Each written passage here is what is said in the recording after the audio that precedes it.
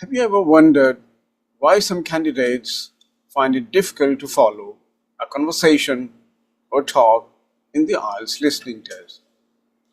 Let's find out its reasons today and learn how to fix this problem. I'm Abra here with another IELTS video about signposting and distractions, which help you follow conversation or a talk in the IELTS listening test. So first of all, let's understand what signposts are. Words or phrases that guide listeners through the structured talk or conversation. Signposts also help test takers anticipate what's coming next. They also guide you locate answers easily. Now let's take a look at the distractions that are used in the IELTS listening test. So distractors are designed and put deliberately to mislead candidates. They occur just before or after the answer is said. So you must avoid writing the first thing you hear. You should listen to the conversation patiently, and then you should finally think of getting the correct answer or finding the correct answer.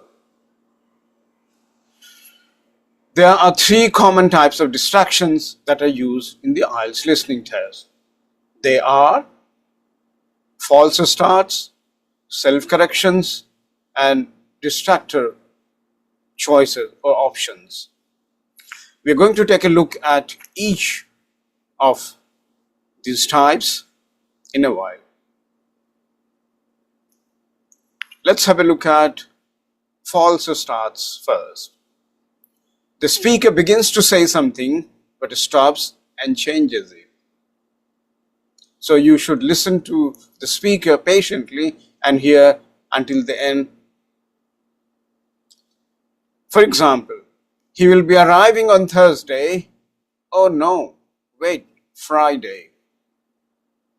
So he says Thursday first, but then he changes it to Friday. So Thursday is a trap here. It's a distractor. The correct answer is Friday, because at the end he says, oh no, it's Friday. So always wait a second longer to confirm the final detail. So you should be waiting for the correct answer until the end, because the speaker might change the correct answer, somewhere in the middle or maybe at the end. So you should be hearing until the end to get the correct answer. The second type is self-corrections. The speaker corrects themselves during the sentence. The lecture starts at 11 o'clock. So first the speaker says 10 and then he finally says 11 o'clock. So the correct answer would be 11 o'clock, not 10. So you must listen carefully for phrases like sorry, I meant, actually, that's not right, oh no, I should say.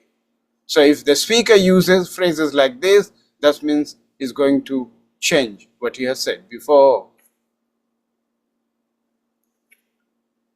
Now the third type is distractor choices. So there will be multiple choice questions, only one is correct. Let me give you a situation. You can choose between the bus, the train, or a taxi. Most people prefer the train because it's faster. So he gives you three types of transport: the bus, the train, or a taxi. But then he says most people prefer the train because it's faster. Okay? So that means most of the people take train because they can reach their destinations much faster. So the correct answer would be train, not bus or taxi, because train is the fastest. and that's why most people prefer to travel by train. So don't choose the first option you hear. Keep listening until the end. Then decide what could be the correct answer. Let's have a look at some common signpost language. You must look for phrases that signal a change or correction. For example, actually. So when the speaker says something, then he says actually, that means he's going to make some correction. Oh no, sorry. That means he has made a mistake. Now he wants to admit and he wants to correct now. I should say, clarification. That means he has said something, but he was not able to explain very well, so he is trying to clarify. Or he wants to make sure that people have understood what he is trying to say. That's not right. That means he's trying to revise. And then let me rephrase that. That means new information is coming.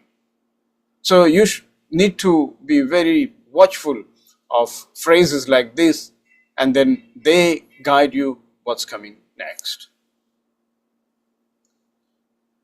Here are some more signposting phrases that are used in listening or maybe writing, speaking, like for example for time and sequence, firstly, secondly, next, and so on, for cause and effect, because, therefore, etc. To adding information, in addition, moreover, besides, furthermore. For compare and contrast, you can use on the other hand, instead, in contrast.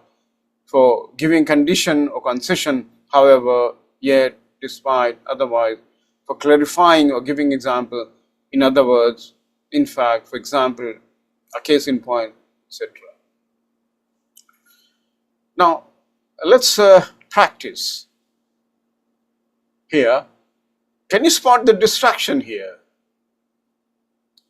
So you're hearing in the audio, rather on the audio, you will need to go to room B3. Oh no, I've just been told it has changed to C4. So which room should you go to? B3 or C4? The answer is C4. Why? Because you say room B3, then you say, oh no. Then he says C4. So he changes from B3 to C4. Now, let me give you some pieces of advice how you can master this skill. First of all, you need to train your ears. You need to listen for tone and hesitation. So the tone and hesitation can tell you what he's going to say next.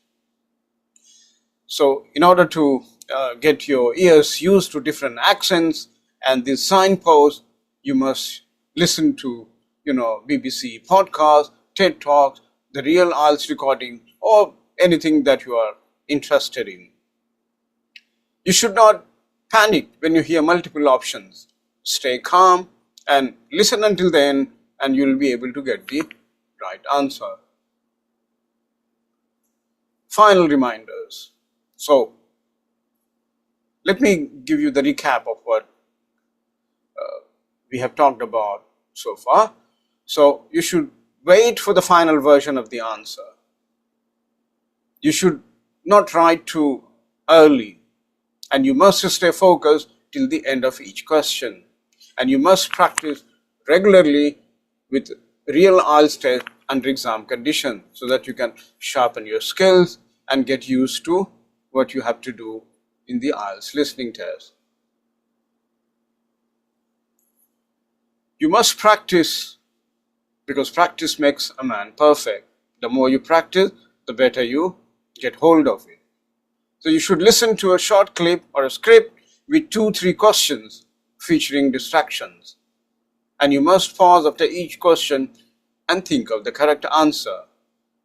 If you do so, you'll be able to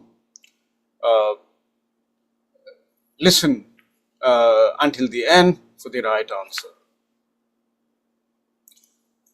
Thank you so much for watching. Please like, comment and subscribe, and share it with your friends who might be preparing for IELTS test.